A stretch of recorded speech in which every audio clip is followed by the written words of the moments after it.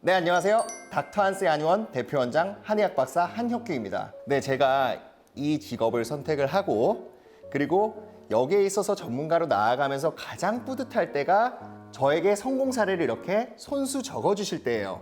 정말 감사한 마음으로 이렇게 적어주시는데 오히려 제가 더 감사하죠.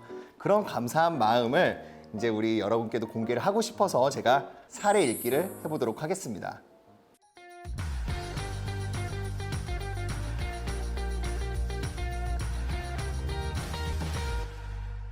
오늘 사례 같은 경우는요, 어머님, 아버님 키가 굉장히 작으세요. 아버님 키가 169 정도 되시고요. 어머님 키가 158 정도 되세요. 근데 유독 이 둘째거든요. 이 친구 같은 경우는 작게 태어났어요. 저한테 처음 올 때는 중2에 막 올라가는 3월달이었어요. 그때 키가 152. 지금은 앞서 말씀드린 것처럼 고2에 올라가서 열심히 공부를 하고 있고요. 지금은 187 정도 돼요. 반에서 제일 크다고 매일 자랑인데 저랑 키가 비슷합니다. 제가 오늘은 이분의 어머님께서 직접 써주신 사례를 한번 읽어보도록 할게요. 그리고 어떻게 해서 이분이 성장에 성공을 하게 됐는지 거기까지 한번 간략하게 제가 분석을 해보도록 하겠습니다. 유독 작게 태어났던 둘째 아들의 키가 걱정되어 둘째가 중학교 2학년이 되는 시점부터 한스 성장 클리닉에 다녔습니다. 닥터 한스입니다. 처음엔 4대째 이어지는 한의사 집안의 원장님이라 그 논리와 믿음으로 시작하게 되었습니다. 사실 처음 진료를 받을 때부터 3개월 동안은 생각했던 것보다 아이가 크지 않아서 많이 실망도 했었습니다. 지금은 예비 고2인데 반에서 가장 큽니다. 187cm. 딱 원장님만큼만 컸으면 좋겠다고 생각했었는데 정확히 원장님만큼 크니 신기하고 뿌듯합니다.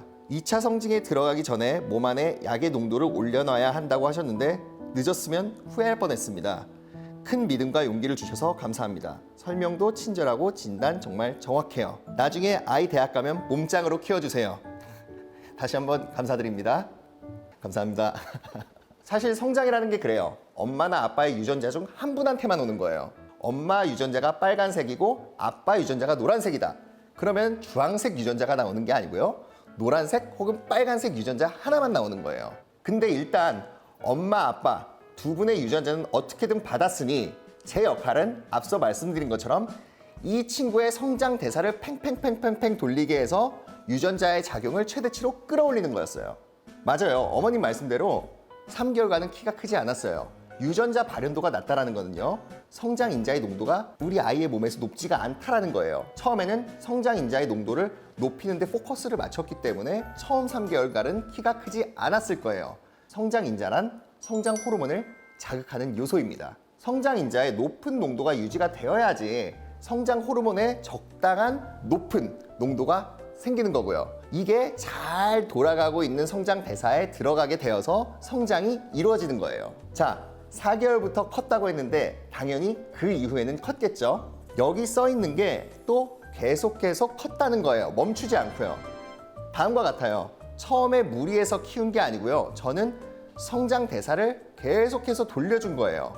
그리고 그 대사에 맞춰서 너무 높은 농도가 아닌 적절한 높은 농도의 성장 호르몬이 쓰이게 되는 거예요. 그 기저의 메커니즘을 쥐어짜는데 기다림이 많이 지루하셨을 거예요.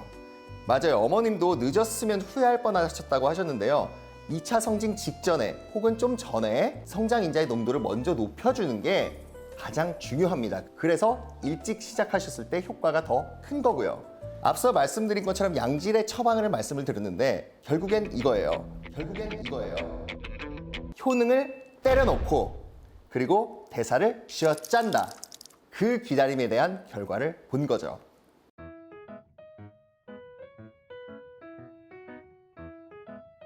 몸짱으로 키워달라고 하셨는데 감사합니다.